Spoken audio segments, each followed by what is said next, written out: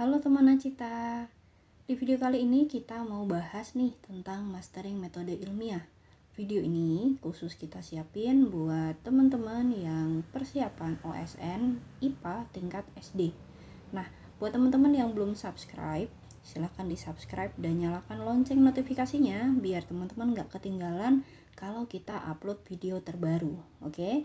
Nah, kali ini kita mau bahas materi yang pertama, yaitu tentang mastering metode ilmiah. Apa sih itu metode ilmiah? Kayak gimana sih metodenya? Apa aja sih tahapan-tahapannya? Yuk kita bahas lebih lanjut.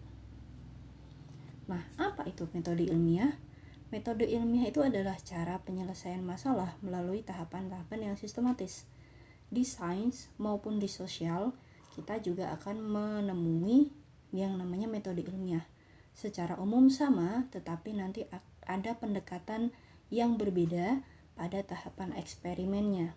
Ya, oke. Jadi metode ilmiah itu bukan materi hafalan atau bukan materi khusus, tetapi dia akan melebur dalam kegiatan saintifik. Apa sih kegiatan saintifik itu? Kegiatan yang berdasarkan atau berbasis dengan sains. Oke. Di sini kita ada 7 tahapan dalam metode ilmiah. Yang pertama ada observasi, kemudian dilanjutkan ada rumusan masalah, kita membuat pertanyaan. Kemudian dari rumusan masalah itu kita menyimpulkan atau membuat sebuah hipotesis. Nah, kemudian hipotesis itu diuji dalam eksperimen atau percobaan. Kemudian dari eksperimen yang dilakukan, dikumpulkan beberapa data dalam kurun waktu tertentu. Kemudian data-data itu dianalisis.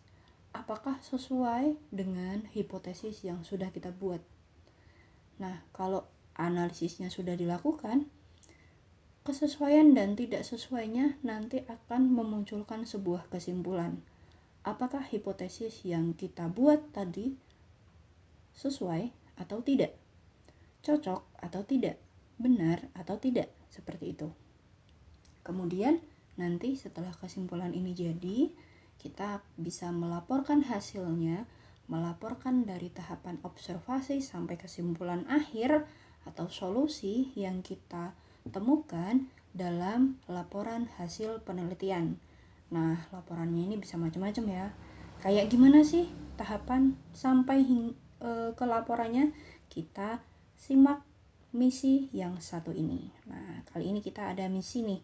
Ini contohnya kita mau meneliti, kita mau cari tahu kenapa ada tanaman kalau kita taruh di dekat jendela dia malah jadi miring, kayak nengok ya. Dia kayak nengok di jendela gitu. Nah, di sini ada contohnya, kita punya 2 tanaman, ada yang tanamannya tumbuh ke atas, tapi ada tanaman yang di dekat jendela itu ternyata arah tumbuhnya miring, menyesuaikan dengan ke arah cahaya. Kenapa ya seperti itu? Oke. Yang pertama, kita akan observasi dulu. Observasi itu ibaratnya kita kayak jadi detektif. Kita mengamati fenomena-fenomena yang ada di sekitar lingkungan yang kita amati. Ya.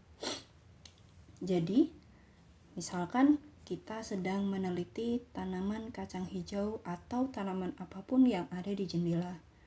Ternyata makin hari ketika kita amati, arah tumbuhnya semakin miring. Miringnya ke arah jendela. Kalau kita amati lebih detail lagi, itu sesuai dengan arah cahaya matahari.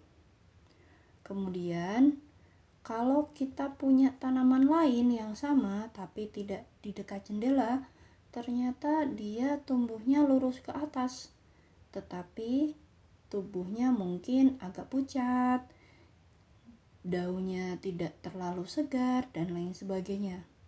Nah, pengamatan tadi perlu kita data, kita catat nih, bagaimana arah tumbuhnya dia, bagaimana kondisi daunnya dia, bagaimana kondisi batang dan tempat dia tumbuh. Apakah tanahnya cukup air? Apakah tanahnya mendapatkan pupuk yang sesuai dan lain sebagainya, itu juga harus dicatat ya. Dari observasi ini kita mendapatkan data awal sebelum kita melanjutkan ke tahapan berikutnya. Nah, observasi dan data-data yang kita temukan kemudian kita gunakan untuk merumuskan masalah ya. Kita bertanya seolah seperti seorang ilmuwan yang penasaran ya. Kita membuat pertanyaan-pertanyaan yang bisa mengarahkan tindakan selanjutnya gitu. Atau pertanyaan awal yang membuat kita penasaran, kenapa sih kok bisa miring seperti itu tumbuhnya, atau kenapa ya daun tanaman yang kena matahari cukup, sinar matahari cukup, dengan tanaman yang tidak terkena matahari cukup atau dia berada di tempat teduh, daunnya ternyata berbeda misalkan. Nah, kita membuat pertanyaan-pertanyaan tersebut, bisa buat pertanyaannya dari mana? Dari data yang hasil observasi tadi gitu. Hati-hati dalam merumuskan pertanyaan, itu kita harus teliti dan bisa dipecahkan ya. Pertanyaan-pertanyaan itu bukan pertanyaan umum atau pertanyaan dugaan saja yang tidak bisa diukur, tetapi dari pertanyaan itu akan mengarahkan kita untuk membuat tujuan yang jelas, apa yang akan kita ukur, apa yang akan kita lihat datanya, seperti itu. Nah, di sini ada contoh pertanyaan yang baik, pertanyaan ilmiah yang baik itu adalah contohnya yang di warna kuning ini. Apakah arah datangnya cahaya matahari mempengaruhi arah pertumbuhan pucuk tanaman kacang hijau? Highlight atau keyword di sini adalah arah. Nah, arah itu bisa diamati ya. Arah bisa diamati, bisa diukur, bisa didata. Arahnya dari mana, kemudian arah tumbuhnya seperti apa. Nah, itu adalah contoh pertanyaan yang bisa diukur. Kalau misalkan, kenapa tanaman suka matahari? Itu tidak bisa diukur. Kenapa? Karena suka itu subjektif. Kita tidak mungkin bertanya pada tumbuhan, ya kan? Nah, selanjutnya setelah pertanyaan ini kita sudah ketemu nih pertanyaan yang baik, pertanyaan yang efektif, kemudian kita membuat hipotesis atau tebakan cerdas. Tebakan cerdas ini bukan tanpa data. Jadi setelah mengajukan rumusan masalah atau membuat pertanyaan tadi, kita mencari referensi dulu. Mencari referensi dari jurnal, bisa dari buku-buku materi, pengetahuan, dan lain sebagainya. Mencari referensi yang cukup secara teoritis untuk bisa membuat hipotesis awal. Kenapa tanamannya miring ke arah cahaya misalkan. Nah, ternyata setelah mencari referensi, muncul hipotesis yang kuat. Misalkan jika tanaman kacang hijau itu disinari satu sisi saja, misalkan dia hanya dapat sinarnya itu di pagi hari aja nih. Hanya di pagi hari dari matahari terbit, misalkan dari jam 5:30 sampai jam 10. Nah, lama-kelamaan dia akan miring ke arah timur, seperti itu. Itu adalah hipotesis kuatnya. Kenapa? Karena di batang ada enzim yang dia sensitif terhadap cahaya, misalkan seperti itu ya. Nah, kalau hipotesisnya, jawaban dugaan kita sudah kita buat, maka selanjutnya adalah kita melakukan eksperimen. Eksperimen ini tujuannya adalah menguji apakah jawaban yang kita buat tadi itu benar atau enggak. Eksperimen ini perlu dilakukan sesuai dengan jawaban yang kita buat tadi. Karena tadi berkaitan dengan cahaya, maka kalau di contoh yang ada di gambar tersebut, Misalkan kita punya 3 pot yang sama, isi media tanamnya sama, ukurannya sama, perlakuan pemeliharaannya sama, misalkan disiramnya setiap hari pagi hari, semua juga disiram. Bibitnya sama, berarti yang dibedakan adalah akses terhadap matahari. Ya. Jadi semuanya sama, yang dibedakan adalah akses terhadap sinar matahari. Ada yang mataharinya full, dia dapat matahari seharian penuh, ada yang cuma dapat di pagi hari aja, ada yang sama sekali tidak dapat sinar matahari, misalkan ada di bawah genting, dia ada di tempat teduh seharian tidak terkena matahari. Nah, itu nanti akan ada perlakuan yang berbeda, kemudian hasilnya pun nanti akan ada perbedaan. Hari demi hari kita perlu mendata apa saja yang terjadi pada tanaman tersebut. Artinya, selama eksperimen itu kita juga melakukan observasi terhadap tanaman yang kita uji coba. Datanya perlu kita kumpulkan setiap hari dalam kurun waktu tertentu. Misalkan bisa 7 hari atau lebih. Tetapi semua tetap diperlakukan dengan cara yang sama dan diperhatikan dengan cara yang sama, kecuali akses terhadap cahaya.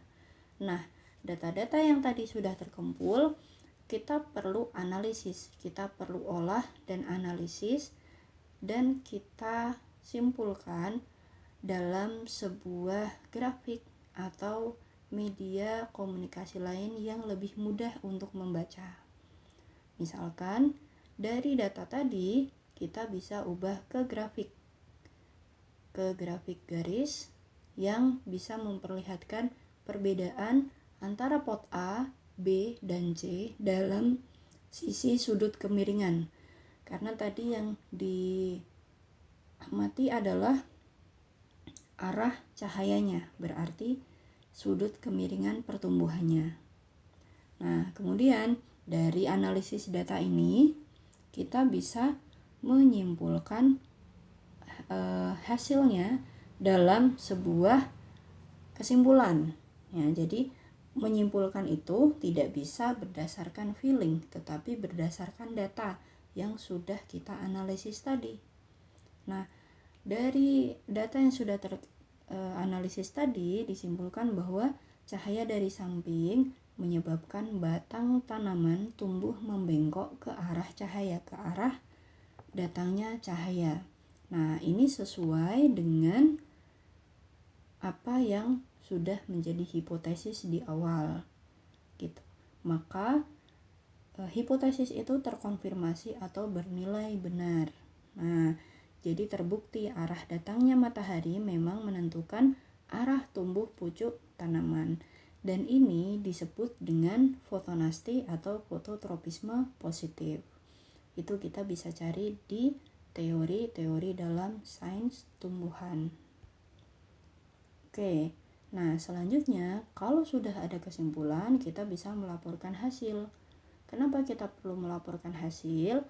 Kita perlu menyampaikan temuan hasil penelitian kita secara jelas dan sistematis, plus data dan apa saja yang kita lakukan dalam eksperimennya. Ada beberapa komponen dalam pelaporan yang harus ada dalam laporan hasil penelitian, mulai dari pendahuluan, metode, hasil, dan kesimpulan. Apa sih gunanya melaporkan hasil penelitian ini? Gunanya sebagai media komunikasi dan publikasi dari apa yang sudah dilakukan dalam eksperimen. Kemudian bisa menjadi referensi apabila ada peneliti atau orang lain yang akan melakukan hal yang serupa. Bisa menjadi referensi ilmiah seperti itu. Nah, jadi dalam metode ilmiah, dalam penelitian ilmiah ada dua hal yang tidak bisa terpisahkan.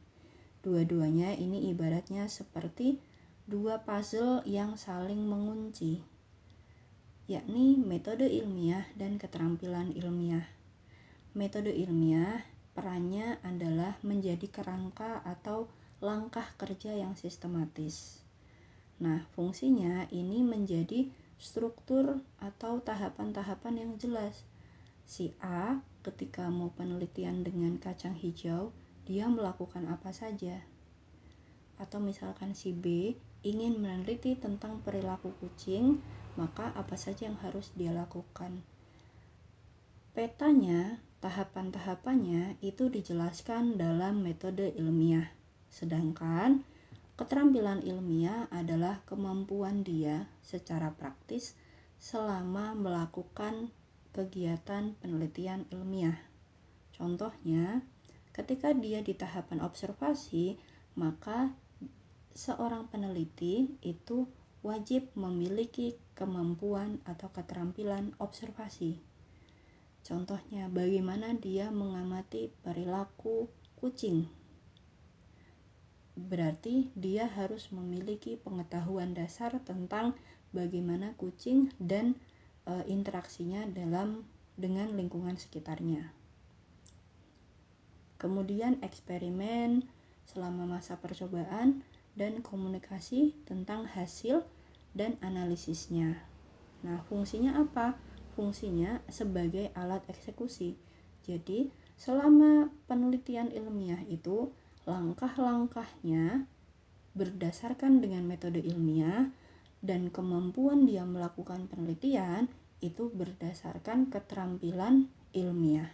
Jadi keduanya berjalan beriringan dan saling melengkapi. Nah, metode ilmiah itu bertujuan untuk mengembangkan dan memfasilitasi rasa ingin tahu kita. Metode ilmiah ini bukan sekedar hafalan bab, tetapi adalah playbook atau buku peta yang bisa digunakan hampir di setiap masalah atau problem yang ada di sekitar kita.